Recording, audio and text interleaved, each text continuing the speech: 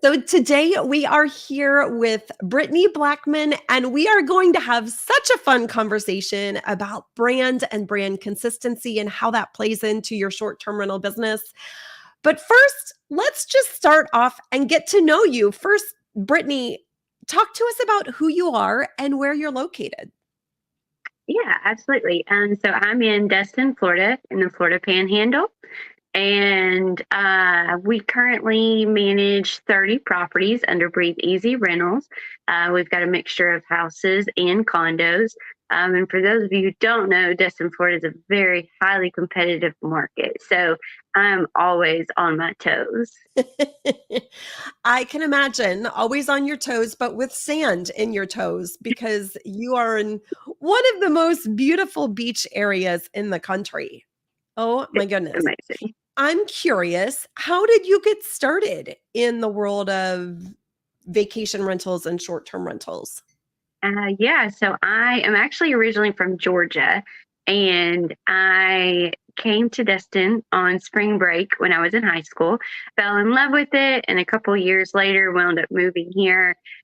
So I say that because I had no idea what vacation rentals were. And I had a couple, odd end jobs and was looking for a change, came across a reservationist position. And I was like, man, I have no idea what a vacation rental is, but this sounds fun. Let's try it. And so I got the job, and little did I know 13 years later how much fun we'd have. I worked at that agency for, I guess it was a little over 9 years, started as the reservationist, and then wound up working very quickly into being their ops manager. And stayed in that role for a while, had the dream that I really wanted to have my own business. And the stars were not aligning there. And so in 2020, I decided to take the leap and go out on my own and start my own company, which again is Breathe Easy Rentals.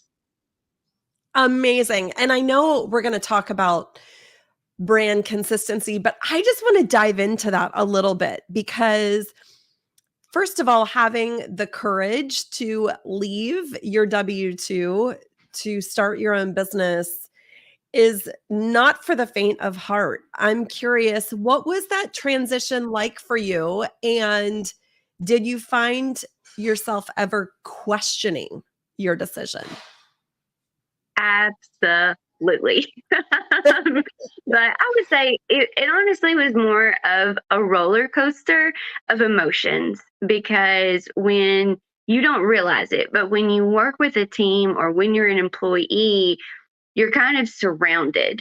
When you go out on your own, it's typically just you. And so you literally wear all the hats. I know a lot of people in this industry joke about that, and it's very true. But when you start your own business, you are wearing all of the hats. And that I think it can be lonely. That was the hardest thing of just, it was nice not having a boss to answer to or anybody, but then you're questioning yourself and am I making the right decisions? And you're kind of just on this like highway that's just wide open. And so, I think that probably boils down to, do you have the passion in what you're doing? And if you have that passion, you'll stay moving forward. But yeah, I mean, it was definitely a little bit of a bumpy ride initially, but I wouldn't take it back for anything. I mean, it's been absolutely awesome. That's so cool. So cool. Yeah, I think a lot of people obviously have a dream of, leaving a W-2, starting their own business. And for me, it was never something that I questioned. I had a strategy. I built a strategy for leaving my W-2. And so by the time I actually gave that notice, it felt like the weight of the world had been lifted off of my shoulders. But that being said, there are still bumps in the road and twists and turns that I never would have anticipated. For me, having a community around me has been incredibly helpful. I'm curious what has been helpful to you.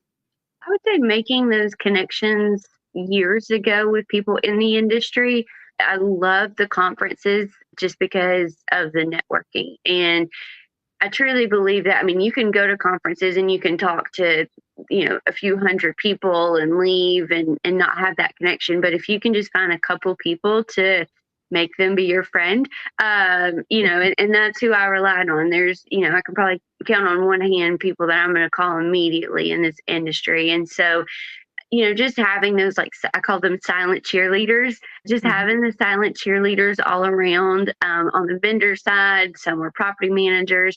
Between that and then in just my family, that was honestly, what I needed anytime I would hit a rut, or even when I was thinking of making a decision of going out on my own, and being able to hear just somebody else say, "Hey, I understand, I support you," was pretty Mhm. much all I needed. Mhm. Mhm. I love that. I love that. And I'm curious, when you were in your ops role in your W-2, talk to me about, was branding or brand consistency ever on your radar, or did that really come into play after you started your own business? Good question. When I was in that role, we did not have the same logo. We had like 3 or 4 logos, and it was different colors, and like we didn't know who we were. And so I would say at that point it was just very surface level of like, it was a big company. When I started we had about 40 properties, and then by the time I left we were up to over 100. And so it was like, hey guys, like we've got to have the same logo that gets applied to everything, the same color that gets applied to everything. And so I would say we brought brand consistency into it. And that, was something that at that point, it was just trying to keep the recognition going. And obviously, Book Direct really was starting to sink in after a few years. And so that was really that focus there. When I left and started Breathe Easy, again, Destin, Florida, highly competitive market. So I knew I was never going to be able to fight and have a budget. I didn't want to become a big company. And so I immediately went to, how can I build my brand? How can I be the target in the world of Walmart's? I love that. The target in the world of Walmarts. So good. And don't get me wrong, I love Walmart, but I really love Target. Yeah.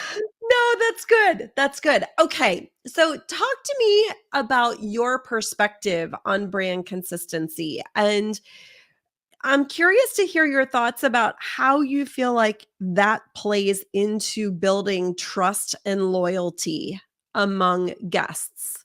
What are your thoughts there? So to me, brand consistency is knowing who you are, effectively communicating it, and being consistent. And so again, we're in the world where Book Direct is very heavy. And even so, there's a lot of distrust. There's people who are looking at vacation rentals. They've never stayed in one. Maybe they've never stayed with a property manager or a host. And so, I think when you have brand consistency and it's across different platforms and it's always the same, I do believe that when people are looking at you, it not only makes you look professional, even if you're a small mom and pop, but it also just creates that sense of trust of, okay, I'm seeing the same thing in multiple places versus, well, over here it's this, this picture, and over there it's this one. And then that doesn't make you feel good. And I read a few books and watched things, but it's like Target. Their colors are red and white, and it's the same. They don't change anything. And actually, they don't even put Target on the front of their buildings. They just have a symbol. And that's how powerful that was. So that's what was so important to me with Breathe Easy. We call it the B logo, BE. And so, again, I think when people are seeing that same thing over and over, it just helps them feel comfortable. And when you start getting into that, you want to sponsor local teams or local events or buy promotional items, having that consistency, it just spreads your word and your value so much more, in my opinion. No, that's good. That's good. I'm curious also to hear your thoughts about how someone like you or me or anyone listening who has just maybe even one property or a small portfolio, how someone can, from your perspective, build consistency between their brand and their property inventory. How can they transcend that through their property inventory? Excellent question. So I'm going to go backwards for a minute. So when I knew that I was going out on my own and I was trying to figure out what the name of the company would be, I went through so many, brand names, and I loved Hakuna Matata. And I was like, because to me, it was like a vibe that I wanted to express. And so I actually went to several of my friends and family and said, okay, this is what I'm doing. Here's the name. What do you think of it? Like, what does it make you feel? And they immediately said, Disney, kids, fun. And I went, ooh, because I love Disney, but that is not what I wanted to be. And that's not what I wanted people to think of in my original aspect of just the kids. Like I didn't want that. So I was like, ooh, I wanted something that was more for maybe professional travelers or older, couples traveling, families, not that. And so I think a lot of it was just knowing what I wanted to be known for and what I wanted to market for. And so then a few days later, I was taking a shower and Breathe Easy popped into my head. Best place for ideas. And of course, from there, ran with it. Ask people, how does it make you feel? Obviously, it makes you breathe easy. So it's a very good feeling. It can be applied to professionals, it can be applied to families. So it kept it so that way it wasn't restrictive of any sort of clientele. So that's kind of my suggestion, to someone is if you have one property, name your property, or, if you're going to run it as a business, then deciding what that brand name is. But I think to me, how do you want people to see you? How do you want them to feel? And then from that, knowing what your client base is and knowing what your standards are from that brand. So on our website, we have like a property management page for when owners come to us.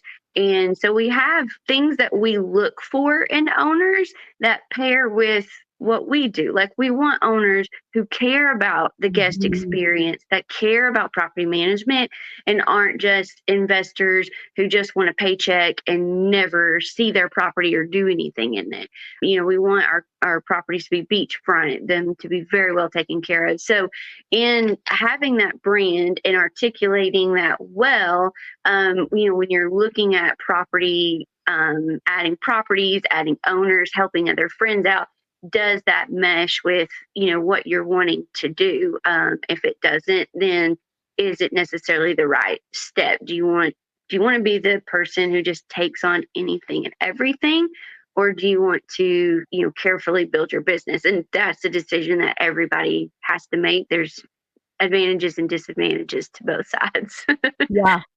I think one thing that really sticks out to me, and I love that you're mentioning this, is knowing what you want. So at the very beginning, as you are, again, building your brand, having clarity is so incredibly important. And that clarity sometimes hits you in the shower.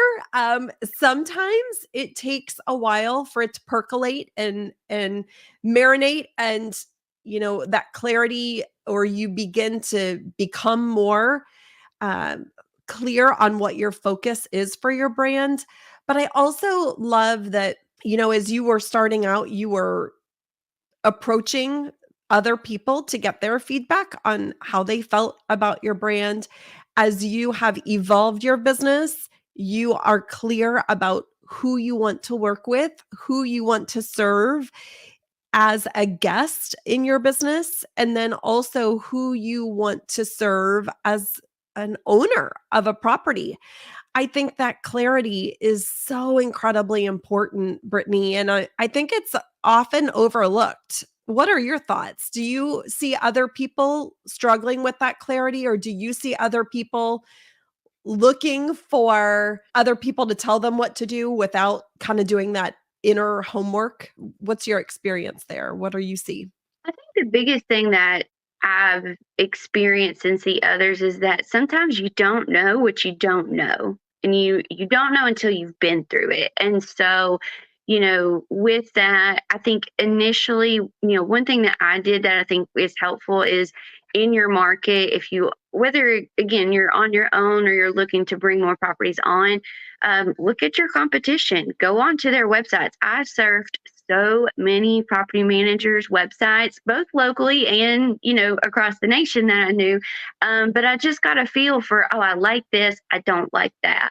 So if you're just completely like in the dark and you have no idea, start there. Start looking at different websites and write that down, because if you start writing down what you like and what you don't, there's a reason behind that. And you can start piecing that, together. And again, some of it's just experience over time. You just have to work with different owners, different guests, and see what is it that you liked or not from that, and just build that together. So I think that's probably the hardest part of just not even knowing what all is out there. And I think the other side of it too, and this was something I struggled with over the past 6 months, was following your intuition.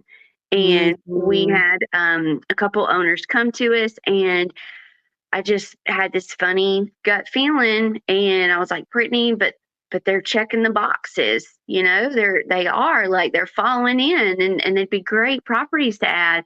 But there was just something in that was off, and in both of the specific situations, I let the owners know that I just don't know that we're the right ones right now. And that was really hard, but I'm really glad that I did it, because you've got to listen to your gut. Yes. Oh my goodness. So many people don't know this. So I'm in the process of writing a book. And one of the things I talk about in my book is I call your gut my God rod.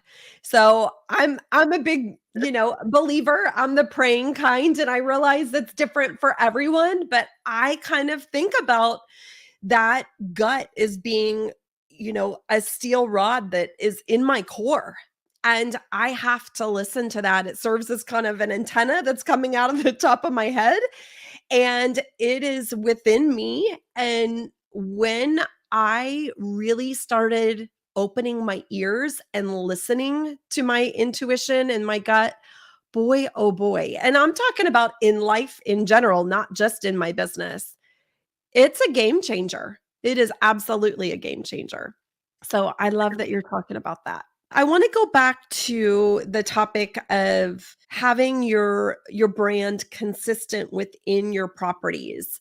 In your business, are you focusing on bringing your brand into the properties themselves? How are you executing that? Is it, do you have signage in your properties? Are you utilizing your brand colors in your properties? How are you executing that brand consistency with different, styles and types of properties too? Absolutely. So I think my favorite phrase when you ask this question that pops up is, the devil is in the details. Mhm. And that is how we operate. Everything that we do or touch has the B behind it. I'll start at the behind the scenes of, we have 3 storage units. They are in meticulous condition. Our staff, we are all OCD crazies, but it starts there because it's the environment that I want our team to work in. I crave efficiency in operations, and so we have everything has a home, and it stays clean, it stays organized. And when one towel is out of place, we're like, ah! But I say that because, again, I mean, that's part of it. It's behind the scenes. A guest or an owner doesn't see that, but we live it because we're clean, we're organized, and we know what we're doing. And so that transpires into front scenes, which are the actual properties. And a few things that popped in my mind were, We have promotional items that we offer. Everything is branded. So we have notepads, pens, koozies, coolers, all the fun things. I'll find stuff on sale. Anything that I find, though, it either has to be in the colors of our business and or it has to serve a function. I don't like just promo stuff that people go and throw away. And I bring that up because that is brand consistency to me. I want functional things that mean something to people. We even have dish scrubbers that you can put the Dawn soap in and scrub, and that we have those logoed. So all sorts of, again, functional things. A little bit more surface level in the property, again, still paying attention to the devil in the details. The amenities that we provide, how we place the amenities is important. They're not just thrown on the countertop or in the cabinet out of the way. When a guest walks in, they can see, oh, somebody's been here, and everything is straight and organized, because I want them to feel like someone took the time to walk in here, again, instead of just kind of tossing things everywhere. And the last thing I think that we do that I love is I was very focused on trying to bridge the gap between a hotel experience of standardization versus a homey experience of vacation rentals. And so in the way that we make the beds, we have our sheets on. We have lightweight spreads that are folded halfway. So when you walk in, you can see that there's white, crisp linens on the bed. And then at the end of the bed, we have baskets. And in the baskets, we roll all of the bathroom towels and put them in there very cute-like. So it kind of looks like a spa, and it brings in that consistency. So again, breathe easy. I want people to feel relaxed. I want them to feel like they're at home, like they know what the experience is going to be like from people are used to hotels. And so again, it's just every little touch point that you have. Maybe you leave, we're crazy. We leave a couple lights on. I'm afraid of the boogeyman, so we leave a closet door open. And the truth behind it is that if you're a woman and you're traveling and you have your children, there is nothing scarier to me than walking in and there's all these closed doors and the lights are off and you've never been here and you're like, what's behind door number 1? What's behind door number 2? And so I just don't want that. I want them to walk in. I want lights to be on. I want them to feel like they're at home and they can see anything. If a door is closed, it means you shouldn't be in there or there's cleaning supplies. Right. Right. So do you leave all the closet doors open or just one closet door as they're walking in? Every closet door, mainly in the bedroom. So again, if it's like a utility room, we don't, but the door to the washer and dryer is open so they don't have to search for the washer and dryer. And then every bedroom closet has at least one side of the door left open. Interesting. That's a really, really interesting nugget. And I've never thought about that, but it is very true that when you're obviously walking into a new space, you wonder what's behind the doors, number one, but then number two, the boogeyman could be hiding in those closets. So it's good to know that he's not there. That's so great. Okay, so I want to go back to some of the logoed items that you leave in the property. Besides the dish scrubber that you have that's functional, of course, what other types of items are you leaving within the property that have your branding on them? So the most consistent is we leave a bag of some sort. We're on the beach, so we do try to do cooler bags when I can get those at a good price. And then again, we have a notepad and pen because you get to a property, it's probably not there. You need to write stuff down. We've got koozies so people can keep their drinks cold. So those are, I would say, kind of the staple items that are always a given. And then just if I find something else on sale. So I use two providers. I use Beach House Logos And then I also use a website called For Imprint. I love For Imprint because they have a tab on there that's called Steal a Deal. And so I love a deal, y'all. So they have promotional items, and you can go on and you can put a quantity in. It ranges per item. It can be 50, sometimes it's 200, minimum. But you order something and you can actually basically have a little bidding war with the computer for a minute, and you can put in what price you're willing to pay, and the computer will go back and forth with you, and then it will give you basically, here is our lowest price. And that's been fun. So we got gigantic carabiners. I don't have one on me right now, but we got these carabiners that were like this big. And I mean, that's actually how we got the dish scrubbers. And so we've also done lint sheets, where it's a little foldable pack, and so that way the ladies, or men, I guess, can get that off. So, to me, it was just finding good deals and things that people could use. I'll be darned. And so you're encouraging, obviously, your guests to utilize these items during their stay, but also to take them home with them, right? So they can remember your brand after they leave. So fun. And I love stealing a deal myself. I'm going to have to go check out For Imprint. That is super fun. I'm curious, do you have a specific budget that you set aside for promotional items? Is it just, hey, this is the best deal I can find right now? Or is it a percentage of your revenue that you're, carving out for promotional items? How do you budget for things like that in your business? Well, my accountant would not like this answer, but I give myself an open budget. So obviously, if it's like the slow season and quote unquote times are tough, I'm not going to go on this, crazy spending spree. But when season's good, when there's a great deal that's just too good to pass up, I do it. One thing we got the one time were jewelry boxes. They were about this big, branded. Those were amazing. Anyways, so yeah, I don't give myself a budget, but my perspective is it's a long-term play. It's not something like, obviously, me putting a cooler in a property is not going to make Stacy come back next year. Yeah, I wish it would, but that's not. But it's just that consistency. It's that I care. It's a little gift that goes a long way.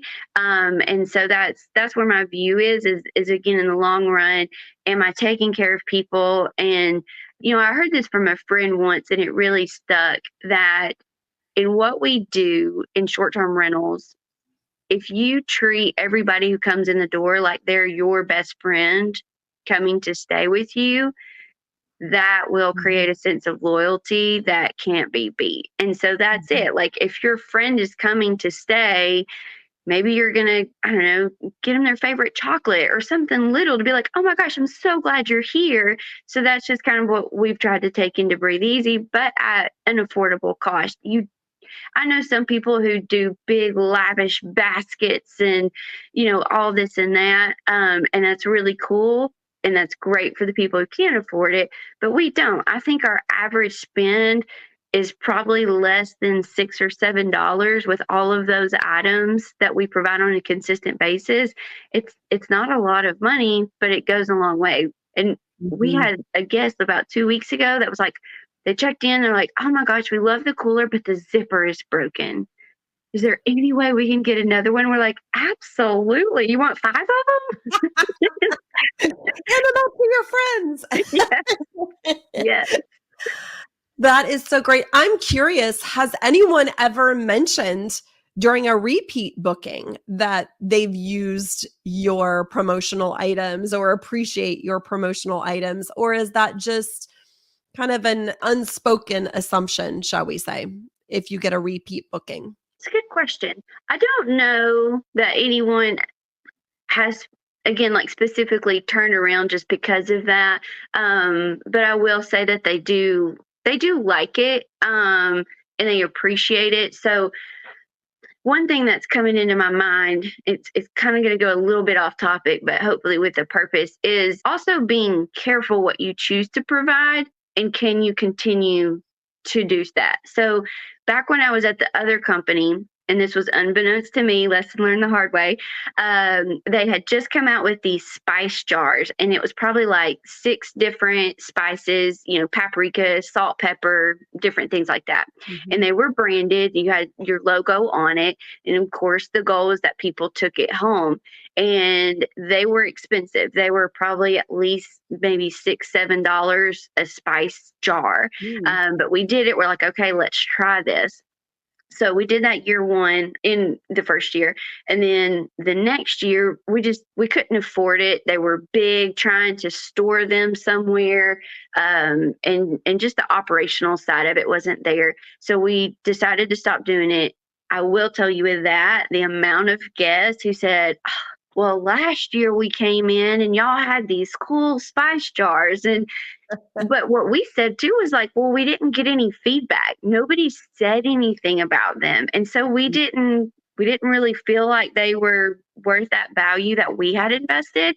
And so we're like, we just had to stop. And they're like, oh man, we really appreciated it. And I'm still talking about it, so I feel bad, but be careful, like of what you are providing, because if you do have people coming back, what is that expectation? Or mix it up. For our repeat guests, on top of the promotional items, for our repeat guests, we'll either do a bouquet of flowers.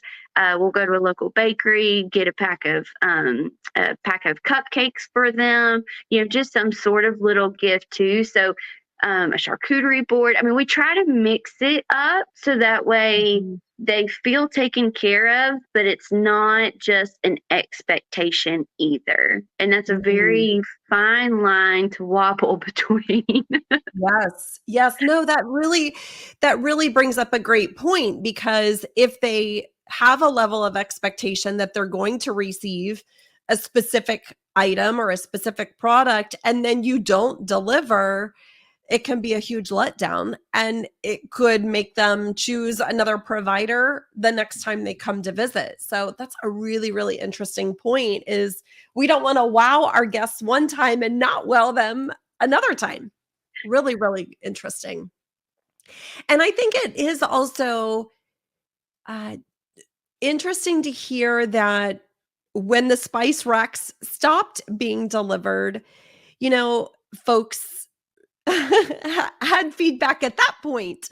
And I'm curious, how many times we are maybe taking for granted all the little things that we do to make our guests feel special, even though they're not necessarily called out in a review. That is what drives that loyalty, the repeat bookings, why people stay with you year after year after year. So good. So good. I'm curious, Brittany, if someone is listening to us going, wow, I am not doing any promotional items. I have 7 logos floating out on different social media platforms. I'm not consistent in the way that I'm presenting myself, but this feels really overwhelming. What would your advice be to them about, where they should start and where they should focus on first? So number one, deep breath. It's not hard. It's not accounting. It's not bookkeeping. It's not learning software. It's fun, and it should be fun. If you're not the creative soul, then find a friend who is and say, hey, can I bring you in for this, to help me with this as like a visionary. So I think at the base level, knowing who you represent, whether it's just yourself or others, so knowing who you represent, finding a name that you're going to call your property or your company. And then from there, setting colors, setting a logo. And to me, that's the base level. Get everything consistent. If you are an individual host, making sure that even if you have a basic website, even if it links out to the OTAs and it's not online bookable, having the logo, having the colors, maybe it's your face. Some people like to bring themselves into things, and some people prefer not to, but have that consistency on a basic website, on social media, on the listing sites like Verbo and Airbnb. Have that consistency. You don't have to do all the promotional items and all of that, but I think that's a very good baseline. And then from there, start dipping your toes into what excites you, and pay attention to what your competition's doing. The last thing, if you can afford it money and time wise, go stay at another vacation rental, because Amen. it will teach you Mhm. so many things that Yeah, you can't learn. absolutely. I love, love, love that advice. If you don't have the resources to go and stay at a competitor's vacation rental, one of my other favorite hacks is to find another vacation rental that's listed for sale and have your real estate agent take you to go tour that property. Now, you have to brief your real estate agent, and of course we want to be respectful of their time, so we don't want to waste their time by having you walk through your competitors' properties if they're not able to get a sale. So I would not recommend this if you don't have a solid relationship with your realtor. But if you do, they are going to want to bend over backwards to help you and your success, so that again you can bend over backwards and support their business too. But just walking through competitors' properties and looking at how they're placing items, looking at their level of cleanliness or their lack thereof. That is incredibly helpful. So that's a great hack if you don't have the financial or time resources to go stay with a competitor. I love that. Who doesn't love an open house? I know, girlfriend. So good. So good. All right. So I want to move to the lightning round. And at this point, I'm going to ask you some questions and ask you to just answer with the very first thing that comes to mind. First question is, where is your favorite place to vacation? Anywhere but here. That is so funny. So, talk to me about that. Are you a beach vacationer even though you live at the beach? Or do you prefer to go to the mountains or to a city to tour? What types of things do you like to do? I love everything. I just love different experiences. I took my husband for the very first time to New Mexico in January, and he saw snow for the first time ever. Yeah, us Florida people don't know what snow is. So yeah, I love different. I would say I love fishing. So my husband fishes for a living, so that's always going to be like my first pick is where can we go fishing. But beyond that, I truly love just different experiences, and it can be the beach, the mountains, the city. It can be somewhere close, somewhere far away. I just love Yeah. curiosity. Yeah.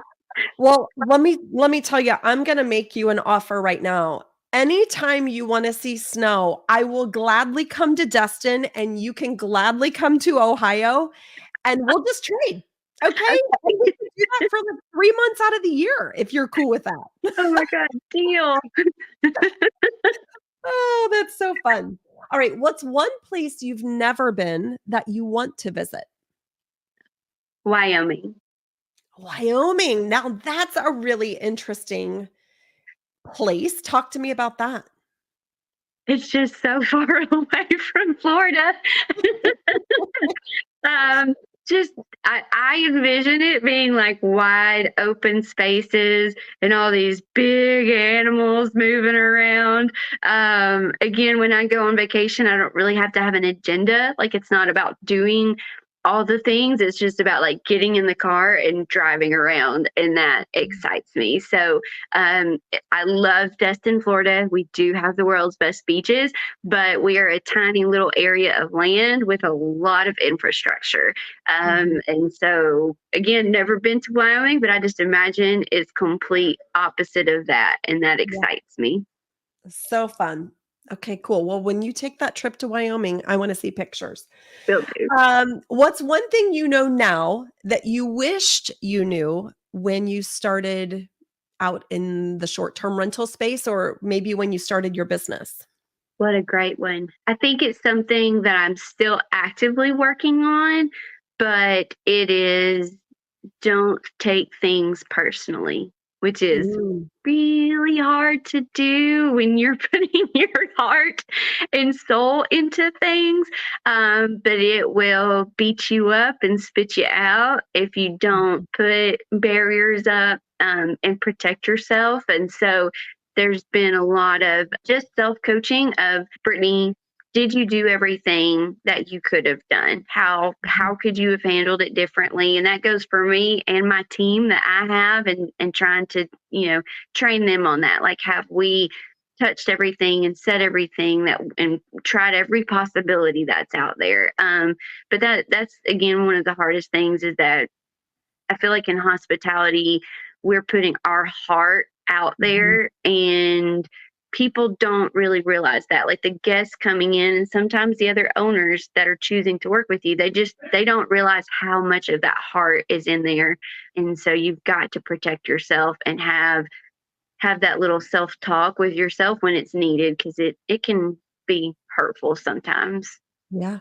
Yeah, absolutely. I think that's a great call out. I actually have a student inside my accelerator program right now that is going through something very traumatic in her short-term rental business. And I know she's really struggling because she has poured her heart and soul into this specific property. And I won't obviously go into details, but she's taking some time to rebuild and build up those barriers, because I think that this has been a tough lesson for her that, you know, to your point, not everyone is going to have the same level of appreciation for all of your hard effort and hard work.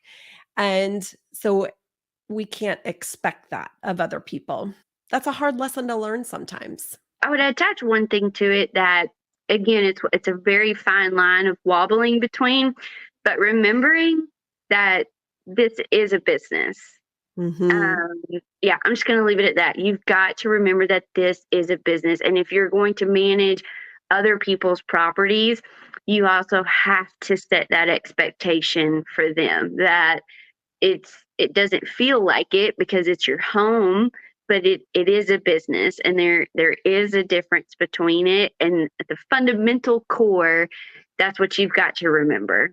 So good. All right, next question. What is the best piece of advice you've ever been given? So I think for me it would be, as much as you probably don't want to do it, get your numbers in line, and your bookkeeping and your accounting from the beginning if possible. If you can't, work on it. Find someone who can help you with it. It's probably the one thing that most of us try to avoid in this industry, but it it helps you in making business decisions. You asked me earlier with our promotional items, is it a percentage and this and that? It is absolutely not. But some people may want to make that, they may want to say, I need to put barriers on myself because I'm a shopaholic and I don't want to go crazy. And so they need to give themselves that structure. So if you have clear numbers, if you understand that every dollar in has to go out somewhere, and you've got that clean accounting, then you can make business decisions, and you can pass it off. You talk a lot about knowing what the right property is to purchase, and just because it Mhm. looks shiny and good, is it profitable? Is it a good investment? And so that again, having clean numbers, and that approach to everything, I think is something that can help everybody at any point in this industry. Amen, sister. And the other thing too, when it comes to making data-driven decisions, having a process by which you analyze a property, I think is so incredibly important. It's something that I, obviously teach folks in my programs, but I also think it's something that you said is really important. your accounting and your bookkeeping is not something that you personally have to do. If that is not something that lights you up, girlfriends, if you are listening, find someone who accounting and bookkeeping is in their genius zones and it lights them up, and leverage that relationship, leverage that business relationship so you can focus on the things that you enjoy most. For me, I am not a bookkeeper, okay? My bookkeeper and my accountant will be the first person to tell you that. No, it's good to have good team members around you, for sure, for sure. All right, last question. What's one thing and or person that you're grateful for today? There are a few people that come to mind. I think of Daniel Liefeld, Corinne Oakey, Susie Cross, but I do want to answer and say collectively, the industry. This industry is so willing to help. I mean, look at what you do in your communities. It's so powerful. And there's other people like you out there. There's other people that are in places where you want to be. And I can honestly say, I don't think I've ever talked to anybody in this industry and they're not willing to help. Now they might charge you for it. That's your decision if you go that route. But no, for real, I mean, there's so many resources out there of education, but I don't think that anything beats a one-on-one conversation of, hey, here's my struggle. You know, how did you deal with that? And I remember the first time that we dealt with bed bugs. We've not dealt with it, and I don't like dealing with them. I called a few property managers up. Hey, what did you do? How did you handle this? And that's how we knew how to handle that situation. So, you know, I think that it can be scary to ask for help or know where to start. But if you can find different communities that, you know, are like-minded of where you're at and where you want to go, again, asking for help. I mean, this industry is just, it's absolutely amazing. I call it the cult, because I'm like, once you get in, if you love it, you do not get out of this industry. That is a really great way to describe it. And it is so true. I mean, when I first bought a short-term rental, I bought it as a real estate investment. You know, I bought it as an investing strategy. And then I discovered, oh my gosh, number one, I freaking love this. It is so fun.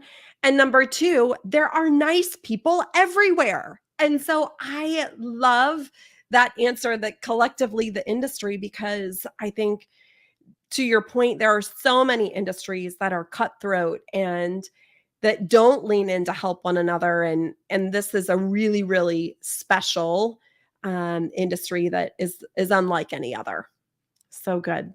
Brittany, this has been so fun. I'm curious if someone is listening and they're like, I need to find out more, or I want to take a trip to Destin and I want to stay with Brittany. Where is the best place for folks to find you online?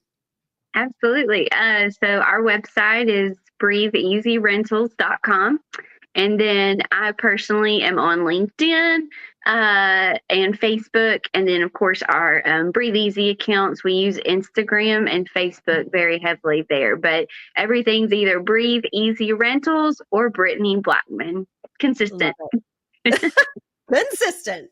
So good. Thank you so much for being with us. Thank you. This was fun.